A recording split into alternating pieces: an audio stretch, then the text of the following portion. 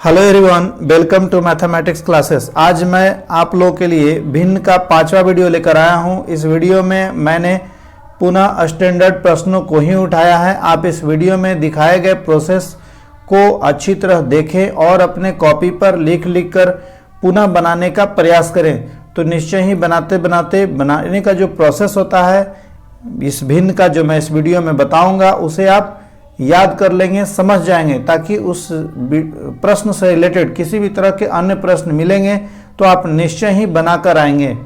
तो चलिए वीडियो की शुरुआत करते हैं। 225 का 1/5 60 का 3/5 से कितना अधिक है? देखिए 225 का 1/5 जो है 60 का 3/5 से कितना अधिक है। इसमें पहले आपको निकालना है 225 का 1/5। तो का मतलब आप लोग को पता है, का मतलब होता है गुना। तो 225 का 1/5 पहले हम निकालेंगे। तो 5 से कट रहा है, काटिए, 5 24 55 25 अर्थात यहाँ हो जाएगा 45। ठीक है। अब कह रहा है 60 का 3/5, तो 60 का माने गुना 3/5 अब निकालेंगे। तो इसको जब निकालेंगे तो हो जाएगा 12 25 60 यानी 12 तिहाई 36। अब कह रहा था कितना अधिक है, तो यहाँ देखिए 45 आ गया, यहाँ कितना आया 36। तो 45 माइनस 36 तो कितना आएगा घटाकर 9। तो कह सकते हैं कितना अधिक है, 9 अधिक है। तो इसका उत्तर कितना होगा? इसका उत्तर होगा 9 अधिक है। चलिए आगे बढ़ते हैं। 57 का 2/3 90 के 1/3 से कितना अधिक है? सेम प्रश्न है। देखिए कैसे बनाएंगे। 57 का मतलब गुना 2/3 का मतलब होता है 2/3। ठीक है। इसका पहले आप कैलकुलेशन करें। 3 से जब काटेंगे 19 तिया 57, 19 दूनी 38 इसका होगा। आगे है 90 के 1/3, तो यहाँ 90 लिखेंगे और के गुना का ही होगा 1/3 मतलब 1/3। इसको कीजिए 30 तिहाई 90 बराबर 30। मतलब जो लिखा हुआ है पहले उसका प्रोसेस बनाएंगे। 57 का 2/3 मतलब 57 गुना 2/3, इसका मान निकाला। फिर 90 का 1/3, तो 90 और 1/3 कह रहा है, इसका 1/3 माने गुना 1/3। इसका कैलकुलेशन करें तो 30 आया, यहाँ 38 आया और यहाँ 30 आया। कितना अधिक है? अधिक का मतलब इन दोनों में कितना का अंतर है? तो 38 माइनस 30 बराबर कितना होगा 8। अर्थात कह सकते हैं कि इन दोनों में कितना का अंतर है? 8 का अंतर है। 8 अधिक है, तो 8 क्या होगा? इसका उत्तर होगा। अगले प्रश्न की ओर बढ़ते हैं।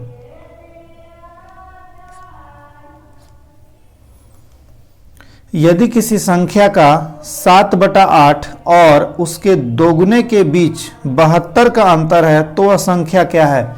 मैंने पहले वाले वीडियो में बताया था कि इस तरह के प्रश्न में आप संख्या को मानकर बनाएंगे तो बहुत ही आसानी से आप बना लेंगे।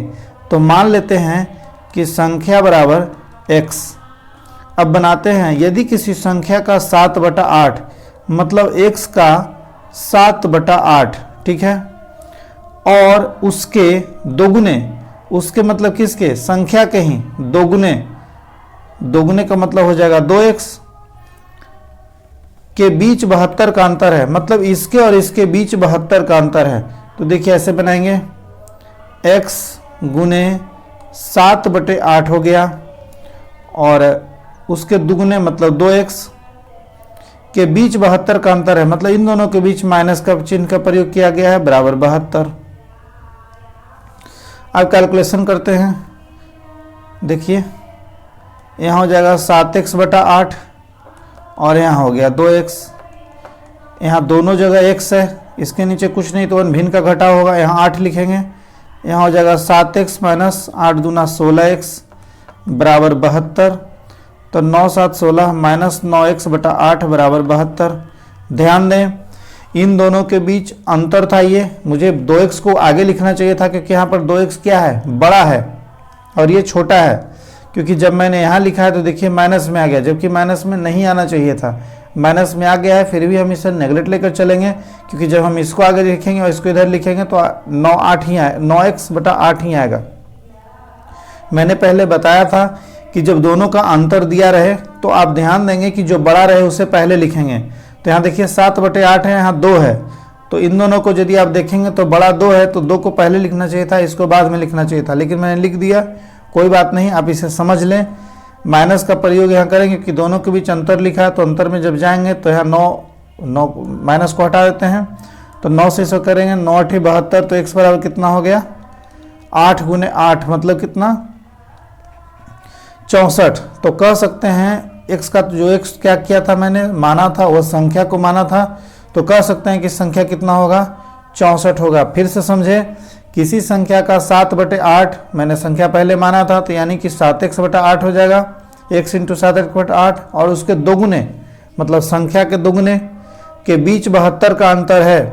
इन दोनों के बीच 72 का अंतर है, मतलब दोनों के बीच घटाव करने के बाद 72 आएगा। यदि हम 2x को इधर लिखेंगे तो इसका मान माइनस में आएगा, यदि हम 2x को आगे लिखें इसको बाद में लिखें, मतलब लिखने के लिए इस तरह से लिखेंगे 2x - x गुना 7/8 बराबर 72, इसको आगे इसको पीछे, इसलिए क्योंकि यहाँ सीधा लिखा है दोनों के बीच अंतर, ये नहीं कहा जा रहा कि कौन आगे कौन पहली संख्या है कौन दूसरी संख्या, इस टाइप का कुछ भी नहीं है।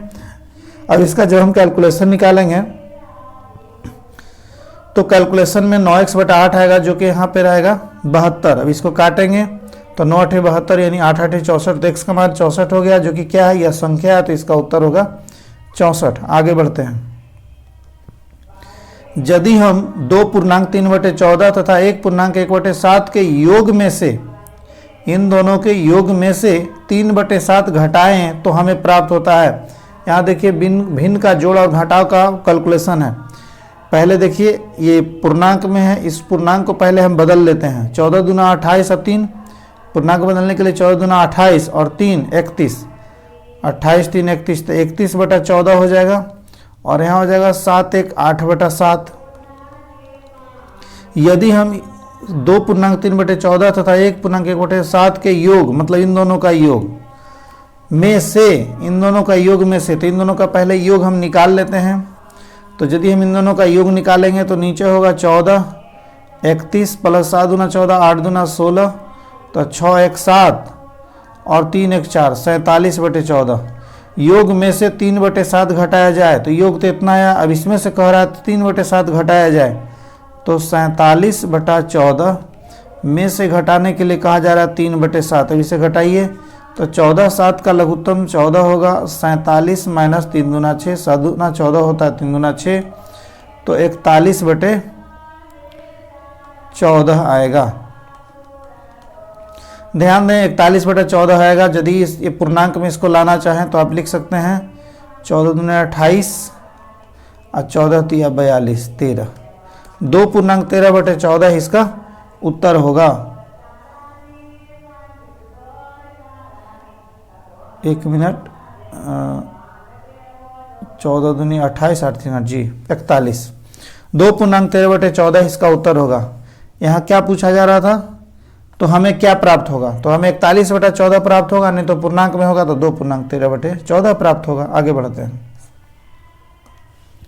यहाँ देखिए बराबर के दोनों तरफ बटा का प्रयोग किया गया। मैंने बताया था कि जब बराबर के दोनों तरफ बटा का प्रयोग किया जाए तो उसमें गुना वाला मेथड का प्रयोग करते हैं, मतलब क्रॉस मल्टीप्लिकेशन, ऊपर वाले को नीचे से या नीचे वाले को फिर ऊपर से गुना होता है। देखिए यहाँ पर क्या है, यहाँ लिख रहा है प्रश्नवाचक का चिन्ह बटा 36 बराबर 576 बटा प्रश्नवाचक चिन्ह में प्रश्नवाचक का मान क्या होगा, मतलब यहाँ जो लिखा हुआ है प्रश्नवाचक, इसका मान क्या होगा।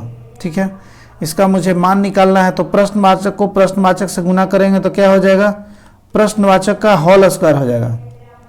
ठीक है, प्रश्नवाचक का होल स्क्वायर हो जाएगा। लेकिन यहाँ 36 को गुना करेंगे किससे, 576 को, यही होगा ना, इसको इससे गुना इसको इससे गुना। अब प्रश्नवाचक का होल स्क्वायर को आप कैसे लिख सकते हैं, प्रश्नवाचक बराबर हो जाएगा, होल स्क्वायर जब इधर आता है तो किस में हो जाएगा, वर्गमूल में। मैंने अभी वर्गमूल बताया नहीं है, लेकिन आप लोग बचपन में सीखे होंगे, थोड़ा सा ध्यान में ले आते हैं आप लोग के लिए।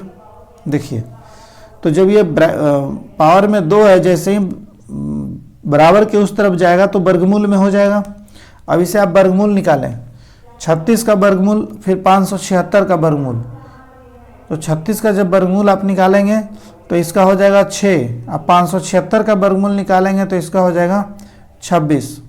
आप बचपन में सीखे होंगे वर्गमूल, यदि नहीं सीखे होंगे तो आप इस तरीके से भी बना सकते हैं। 36 को पहले लघुत्तम ले लीजिए, 2 से 18 दूना 36, 2 से 2 9 18 और 2 3 से 3 तिहाई 9, तो 2 2 3 और 3, 2 2 के बदला 1 हम लिखते हैं, इन दोनों के बदला भी 1 लिखते हैं। मतलब 2 2 है, 2 लिखा हुआ है 2 बार तो 1 बार लिखेंगे, फिर 3 3 लिखा है 2 बार तो फिर 1 बार लिखेंगे। मतलब हर 2 बार के बदला 1 बार। तो यहाँ 2 आ गया, यहाँ 3 आ गया, 2 3 को गुना करेंगे 6, इसीलिए मैंने 36 का डायरेक्ट वर्गमूल लिखा 6। इसी तरह से 576 का भी करेंगे तो 26 आएगा। ये सिंपल है। अब आगे इसको गुना करेंगे तो ये ध्यान दें, स्क्वायर जो है बराबर के जब इस तरफ आएगा तो वर्गमूल में हो जाएगा। अब 26 को जब 6 से गुना करेंगे तो 6 6 36 का 6, बाकी बच गया 3, 6 दूनी 12 और 3 15, 156 होगा। अर्थात इस प्रश्नवाचक की जगह पर कितना मान आएगा, 156 होगा। यहाँ पर लिखा जाएगा 156। चलिए आगे बढ़ते हैं। यहाँ देखिए x बटा 36 बराबर 25 बटा x, तो x का मान क्या होगा, फिर सेम चीज x को x से गुना करेंगे तो क्या हो जाएगा, x स्क्वायर हो जाएगा और यहाँ हो जाएगा 36 गुने 25। फिर क्या करेंगे, x बराबर अंडर रूट 36 गुने 25। अब क्या करेंगे, 36 का वर्गमूल निकालेंगे। वर्गमूल 36 का वर्गमूल 6 होता है और 25 का वर्गमूल 5 होता है, तो 6 5 30। अर्थात कह सकते हैं कि x का मान कितना होगा, 30 होगा। तो जहाँ जहाँ x है वहाँ 30 हो जाएगा, तो इसका मान हो गया 30। आप इस तरह के प्रश्न को ध्यानपूर्वक यदि बनाएंगे तो निश्चित ही उत्तर आएंगे। अक्सर एग्जामिनेशन में जब ऐसा प्रश्न पूछा जाता है तो गलती करते हैं लोग कैलकुलेशन में, गुना करने में। तो ध्यान देंगे किस तरीके से गुना किया जाता है और किस तरीके से मान यहाँ लिखा जाता है। वर्गमूल जब होगा तो वर्गमूल आप अच्छे से निकालेंगे तो उसका उत्तर जो होगा वही यहाँ पे x का मान होगा। आगे बढ़ते हैं। एक बांस का 3/10 भाग कीचड़ में तथा शेष 28 मीटर कीचड़ की सतह से ऊपर है, तो बांस की कुल लंबाई क्या होगी। ध्यान दें, मान लिया जाए यह कीचड़ है, ठीक है, यह कीचड़ है और इसमें एक बांस गड़ा है, तो बांस कीचड़ के अंदर भी होगा और ऊपर भी होगा। तो कह रहा है एक बांस का 3/10 भाग कीचड़ में, मतलब नीचे वाला जो भाग आप देख रहे हैं बांस का, इसमें 3/10 भाग है और शेष 28 मीटर कीचड़ की सतह से ऊपर, मतलब इस कीचड़ से ऊपर जो है 28 भाग नहीं है, 28 मीटर है। ध्यान दें, यहाँ भाग लिखा है और यहाँ मीटर लिखा है। तो बांस की कुल लंबाई क्या होगा, तो उस बांस की पूरा लंबाई पूछा जा रहा है। ध्यान दें, इस तरीके के प्रश्न कैसे बनाए जाते हैं। जब यहाँ पे लिखा है 3/10 भाग कीचड़ के अंदर है, तो इसके ऊपर कितना भाग है पहले ये हम निकालेंगे। कितना भाग कीचड़ के ऊपर है पहले हम ये निकालेंगे। पूछा जा रहा है बांस की कुल लंबाई क्या है, तो मान लेंगे कि बांस की कुल लंबाई x है। मान लिया जाए बांस की कुल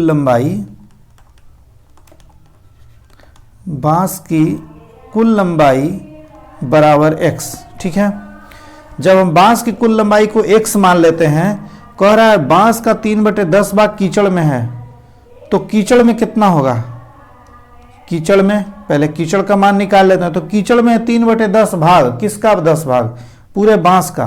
तो बांस की कुल लंबाई है x, तो x लिखेंगे, x का 3/10 भाग कीचड़ में है, ठीक है। पूरे बांस की लंबाई अगुने 3/10। अब इसका कैलकुलेशन करेंगे तो होगा 3x/10, ठीक है। ये कीचड़ में हो गया कितना, 3x/10। अब कीचड़ से बाहर कितना होगा, कीचड़ से बाहर कितना होगा, तो कुल बांस की लंबाई कितना था, x था। x में से 3x/10 को हम घटा देंगे। 3x/10 जो है यहां से यहां तक कीचड़ के अंदर, ये बांस की लंबाई हो गया जो कीचड़ के अंदर है। लेकिन कीचड़ के बाहर का यदि हमको ज्ञात करना हो तो क्या करेंगे, पूरा बांस की लंबाई जो x है उसमें से सिर्फ हम इसको घटा देंगे 3/10 वाले को, तो यहाँ का निकलेगा। तो हम वही काम करेंगे, x माइनस 3x/10। अब इसका जब हम कैलकुलेशन करेंगे तो यहाँ नीचे 10 आएगा, 10x माइनस 3x बराबर हो जाएगा 7x/10। तो ये कीचड़ से बाहर, इसकी लंबाई कीचड़ से बाहर कितना है, 7x/10 है। यहाँ लिख रहा है क्या, कीचड़ की सतह से ऊपर है शेष 28 मीटर कीचड़ के सतह से ऊपर है। यहाँ लिख रहा है कीचड़ के सतह से ऊपर मीटर के रूप में 28 मीटर है, लेकिन जब हम भाग के रूप में निकाले तो कितना आया 7x/10। अब हम क्या लिखेंगे प्रश्न से, यहाँ लिखते हैं 7x/10 बराबर होगा 28 मीटर के। क्यों बराबर होगा, देखिए यहाँ पर स्पष्ट लिखा है कि शेष 28 मीटर कीचड़ की सतह से ऊपर है, मतलब ये जो बांस की जो लंबाई है ये 28 मीटर दे चुका है। ये जो मैंने निकाला था ये x के फॉर्म में निकाला, यह भी बांस की ही लंबाई है, इसी कीचड़ वाले बांस, कीचड़ से ऊपर के बांस की लंबाई है। मतलब एक तरफ 28 है और एक तरफ क्या है 7x/10 है, जो मैंने घटा कर निकाला। तो ये जो मान है यह भी कीचड़ से बाहर का है और 28 भी कीचड़ से बाहर का, तो कह सकते हैं कि दोनों आपस में बराबर है। इसके नीचे कुछ नहीं तो 1 है। अब आपस में काटिए, 7×4 = 28, तो x/10 बराबर 4/1, तो x बराबर कह सकते हैं 40। x किसको माने थे, बांस को, तो बांस की लंबाई टोटल कितना हो गया 40 क्या मीटर, क्योंकि 28 मीटर में है, तो 40 मीटर बांस की लंबाई होगी। फिर से समझें, बहुत ही सिंपल है, थोड़ा सा पेशेंस रखें, समझने की कोशिश करें, समझ जाएंगे। देखिए मान लेंगे कि बांस की कुल लंबाई x है, हम यदि ना भी मानेंगे तो भी बनेगा, लेकिन उसमें थोड़ा आपका दिमाग उलझ सकता है। इसलिए अभी जितना भी प्रश्न मैंने कुछ देर पहले वाले वीडियो में जो बताया उसमें x मानकर बनाया है, तो इसमें भी आप कोशिश करें x मानकर ही बनाने का। तो देखिए बांस की कुल लंबाई को हम x मान लेते हैं। कह रहा है एक बांस 3/10 भाग कीचड़ में है, 3/10 भाग है, कितना बांस कीचड़ में ये नहीं लिखा है, तो हम क्या लिखे कीचड़ में बांस, कीचड़ बराबर लिख दिए। ऐसे यहाँ लिखा था क्या, कीचड़ में बांस की लंबाई, तो होगा क्या बांस की कुल लंबाई x गुने कीचड़ में कितना है 3/10, तो x गुने 3/10 तो 3x/10, तो 3x/10 जो मीटर, ये मीटर में है, तो ये क्या हो गया कीचड़ के अंदर हो गया। कीचड़ के बाहर कितना होगा, तो जो बांस का कुल लंबाई होगा उसमें से कीचड़ के अंदर वाले का घटा देंगे। कीचड़ से बाहर का लंबाई बराबर x - 3x/10। इसका जब कैलकुलेशन करेंगे तो आएगा 7x/10, जो कि कीचड़ से बाहर है। लेकिन यह भी लिख चुका है कि शेष 28 मीटर कीचड़ की सतह से ऊपर है।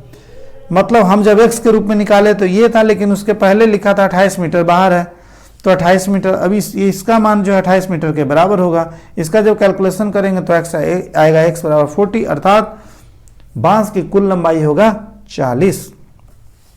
आगे बढ़ते हैं। रानी अपनी आय का 1/2 भाग खाने में, आय मतलब उसका जो इनकम है उसका 1/2 भाग खाना में, 1/4 भाग कपड़ा पर। देखिए 1/2 भाग कहा जा रहा है, भाग का मतलब उसका जितना वो कमाता है उसका 1/2 भाग, ये नहीं कह रहा है 1/2। 1/2 भाग का मतलब जितना कमा रहा है या जितना खा रहा है उसका उतना। 1/2 भाग खाने में, 1/4 भाग कपड़े पर खर्च करती है। उसकी आमदनी मतलब इनकम जो है 25,000 रुपये हो तो कपड़े पर किया गया खर्च है, देखिए आमदनी यहाँ दे चुका है, कितना है 25,000 रुपया। आमदनी मतलब आय, आमदनी को आय कहा जाता है। तो कपड़े पर किया गया खर्च बताइए, तो पूछा जा रहा है कपड़े पर खर्च, तो लिखेंगे कपड़े पर खर्च बराबर, तो कपड़े पर खर्च के लिए पहले ये पता होना चाहिए कि कपड़ा पर खर्च कितना हो रहा है। क्या ये है लिखा हुआ, जी हाँ लिखा है, 1/4 भाग कपड़ा पर खर्च होता है, स्पष्ट लिखा है 1/4 भाग। कितना रुपया खर्च होता है नहीं लिखा। तो हम जानते हैं कि टोटल आमदनी कितना है 25,000, तो ये लिखेंगे 25,000 में से न कपड़ा पर खर्च होगा, तो 25,000 गुना पूरे आमदनी में से कितना खर्च हो रहा था कपड़ा पे 1/4, तो इसको लिखेंगे 1/4। यदि पूछा जाता कि खाना पर कितना खर्च हो जा रहा तो लिखते खाना पर खर्च, टोटल जितना खर्च हो रहा था उसमें से खाना वाला को गुना कर लेते, लेकिन खाना वाला यानी 1/2 से गुना होता। लेकिन यहाँ पूछा जा रहा है कपड़ा पे खर्च, तो कपड़ा पर 1/4 है तो 1/4 से गुना करेंगे। अब इसका कैलकुलेशन कीजिए, 4 × 6 = 24, 1 × 25 1 0, 4 दूनी 8, 2 10, 4 × 5 20 0, 6 2 5 0, 6250 रुपये जो होंगे कपड़े पर खर्च होंगे, और यही इसका उत्तर होगा 6250 रुपया। देखिए इसका यहाँ पर कोई यूज नहीं था, यह सिर्फ आपको भटकाने के लिए लिखा गया था। इसलिए क्या है कि जब आप प्रश्न को पढ़ते हैं तो बिल्कुल ही आसानी से उसे पहले पढ़ें, उसके बाद बनाने का प्रयास करें। यहाँ खाने पर खर्च लिखा था और यहाँ कपड़े पर खर्च लिखा था, और उत्तर सिर्फ कपड़े पर खर्च मांगा जा रहा था और टोटल आमदनी दिया था, तो मैंने सीधा क्या किया, आमदनी को कपड़े वाले खर्च से गुना कर दिया। कैलकुलेशन किया 6250 आए, यही कपड़े पर खर्च है। आगे बढ़ते हैं। देखिए, एक बांस का 2/5 भाग जल में, एक बांस का 2/5 भाग जल में, 1/5 भाग कीचड़ में तथा शेष 10 मीटर पानी की सतह से ऊपर है, तो बांस की कुल लंबाई होगी। यहाँ बांस की कुल लंबाई पूछा जा रहा है। बांस की कुल लंबाई तो मुझे पता नहीं था, तो हम क्या करेंगे, बांस की कुल लंबाई को हम x मान लेंगे। मान लीजिए बांस की कुल लंबाई x है। अब देखिए, एक बांस का 2/5 भाग जल में, तो जल में कितना है, जल में है बांस का 2/5, तो बांस है x, इसका 2/5 अर्थात 2x/5 जो हो गया जल में हो गया।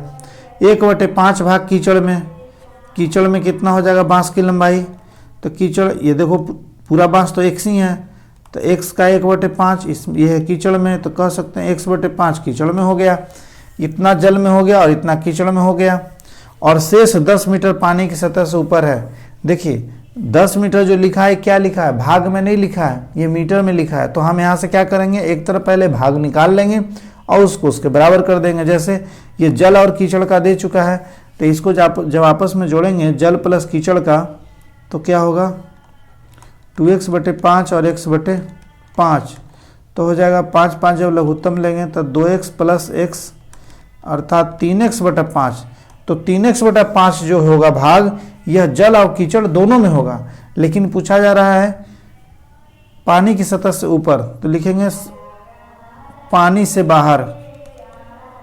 पानी से बाहर बांस की लंबाई कितना होगा, तो x, टोटल बांस x है, x में से ही ना जितना बांस कीचड़ में और जल में उसको हटा देंगे, x में से आ जाएगा 3x/5। इसको आपस में घटाइए, जब घटाएंगे तो नीचे आएगा लघुत्तम 5, तो हो जाएगा 5x - 3x, तो बराबर कितना आएगा 2x/5। तो पानी से बाहर कितना है 2x/5, ये भाग में है, ठीक है 2x/5, लेकिन यहाँ मीटर के रूप में लिखा जा रहा है 10 मीटर, तो लिख सकते हैं कि 10 मीटर बराबर हो जाएगा 2x/5, और 2 से कट रहा है, 2 × 10 काट सकते हैं, तो लिख सकते हैं 5/1 बराबर x/5, तो x बराबर 25। तो कह सकते हैं कि बांस की कुल लंबाई हो जाएगा 25। देखिए इसको फिर से समझते हैं। कह रहा है एक बांस का 2/5 भाग जल में है। यहाँ समझिए, जैसे मान लिया जाए यह जमीन है, इसके ऊपर यहाँ पर कीचड़ है, ठीक है कीचड़ है, और इसके नीचे कीचड़ हो गया, इसके ऊपर जल है, और देखिए यहाँ यह बांस है, यह बांस है, कीचड़ में है और उसके बाद जल में है, सॉरी पहले कीचड़ में आएगा तब जल में आएगा। तो कहा जा रहा है कि 2/5 भाग जल में है, मतलब मान लिया जाए कि यहाँ से यहाँ तक जल है, ठीक है यहाँ से यहाँ तक जल है, और उसके बाद कीचड़ है, ये नीचे वाला जो भाग आप देख रहे हैं ये कीचड़ हो गया, ठीक है। शेष 10 मीटर पानी की सतह से बाहर है, और ये जो है पूरा लिखा है 10 मीटर। यहाँ जो लिखा हुआ ये दोनों, ये सिर्फ भाग के रूप में लिखा है, ये लिखा है 2/5 जल में और 1/5 कीचड़ में। तो क्या करेंगे कि ये भाग के रूप में जिस तरीके से, उसी तरह से यहाँ निकालेंगे। तो इसके लिए क्या करेंगे, पूरे बांस को मान लेंगे कि x है, तो x जल में बांस की लंबाई बराबर कितना हो जाएगा, जल में बांस की लंबाई बराबर x गुने जल में कितना है 2/5, तो इसको निकालेंगे 2x/5 जो होगा जल में बांस की लंबाई होगा। फिर कीचड़ में बांस की लंबाई, तो कीचड़ में जो बांस की लंबाई होगी वह x गुना 1/5, तो 1/5 से गुना कि x/5, तो जल और कीचड़ दोनों का बांस का लंबाई निकल गया। अब जल से बाहर का यहाँ दे चुका है कि 10 मीटर है, तो जल से बाहर x के फॉर्म में कितना होगा, तो उसके लिए आप पहले इन दोनों को आपस में जोड़ लेंगे, जोड़ने पर आया 3x/5। तो मतलब कहने का अर्थ ये पूरा जो लंबाई होगा ये होगा कितना 3x/5। तो पूरे बांस की लंबाई जो x है उसमें से हम सिर्फ इतना को घटाएंगे, तो क्या निकलेगा, पानी से बाहर बांस की लंबाई। तो पानी से बाहर बांस की लंबाई, मैंने छोटा लिखा है आप समझ जाएंगे, पानी से बाहर बांस की लंबाई बराबर x माइनस, मैंने जो जोड़ा है दोनों को जोड़ने पर आया 3x/5। 3x/5 मैंने इसका कैलकुलेशन किया, घटाया, भिन्न का घटाव होगा, 5 नीचे होगा, यहाँ पर कुछ नहीं तो 1 है, तो 5 1 का लघुत्तम 5, तो यहाँ 5 में से 3 गया 2x/5, अब ये जो था 2x/5 किसका मान निकला, यहाँ से यहाँ तक का मान निकला, मतलब पानी से ऊपर का बांस का लंबाई, जबकि मीटर में 10 मीटर दे चुका है, तो लिख सकते हैं 10 मीटर बराबर 2x/5। अब ये 2 से आपस में कट रहा था, 2 × 5 = 10, तो 5/x बराबर x/5, तो x बराबर 25 क्रॉस मल्टीप्लिकेशन होता है, तो x बराबर हो गया 25। आगे बढ़ते हैं, अर्थात बांस की कुल लंबाई हो गया 25। विजय अपनी आय का 1/3 भाग खाने में, 1/8 भाग रहने में तथा 1/10 भाग शिक्षा में खर्च करता है।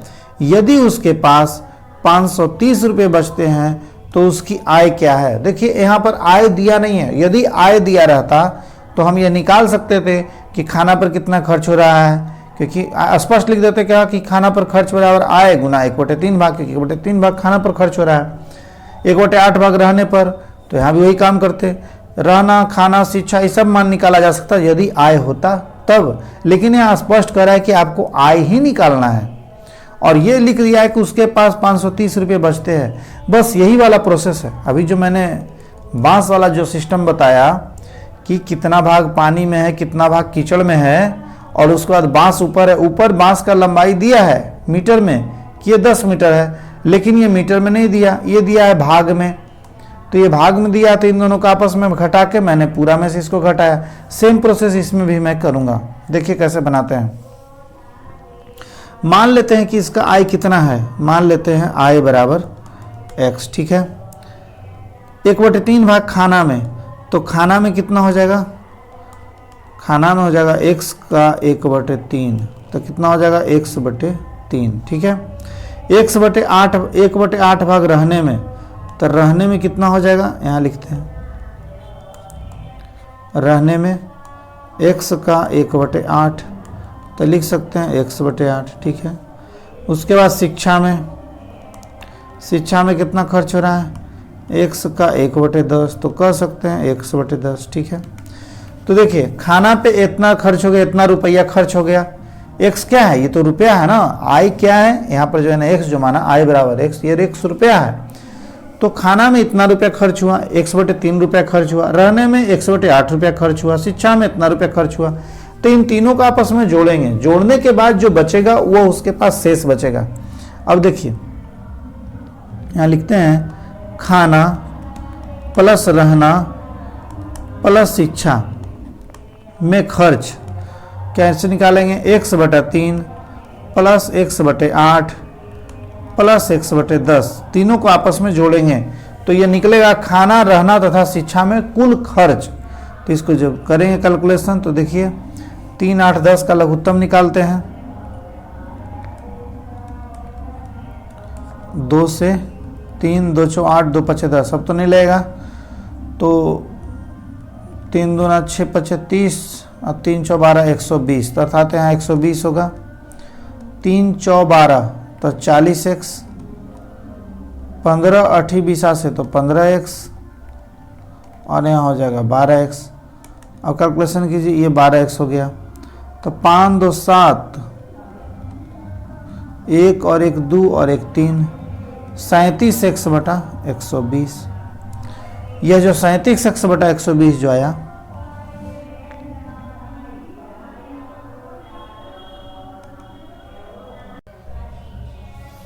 हाँ देखिए